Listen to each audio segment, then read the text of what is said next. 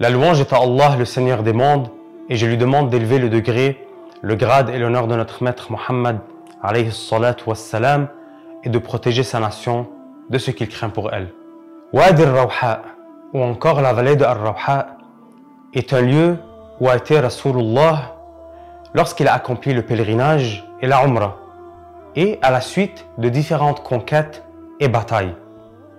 Et c'est un lieu par lequel sont passés de nombreux prophètes lorsqu'ils ont voulu accomplir le pèlerinage.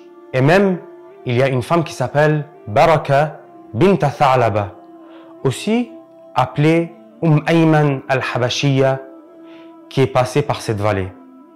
Et il y a une histoire avec cette femme-là lorsqu'elle est passée par cette vallée.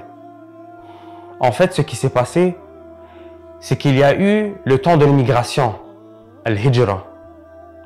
Alors, Ayman a voulu faire l'immigration, mais c'était une longue distance et elle était seule.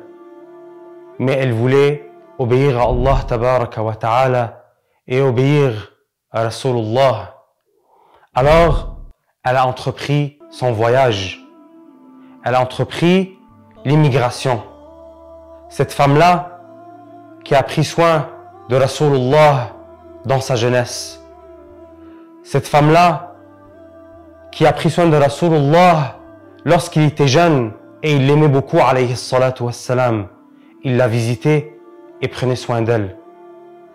Elle a cru au messager, alayhi salatu wassalam, et lorsqu'il était temps de faire l'immigration, elle a voulu lui obéir. Elle a entrepris son voyage et elle a eu très soif. Et après un certain temps, la soif s'est accentuée. Alors elle a entendu un son qui est léger en haut de elle.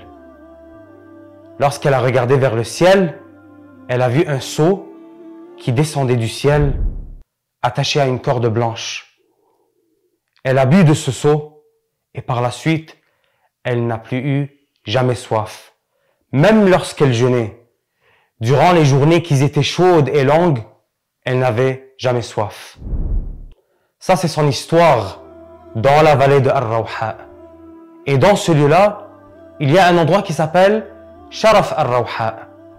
Et dans ce lieu, une mosquée a été bâtie et Rasulullah a prié dans cette mosquée.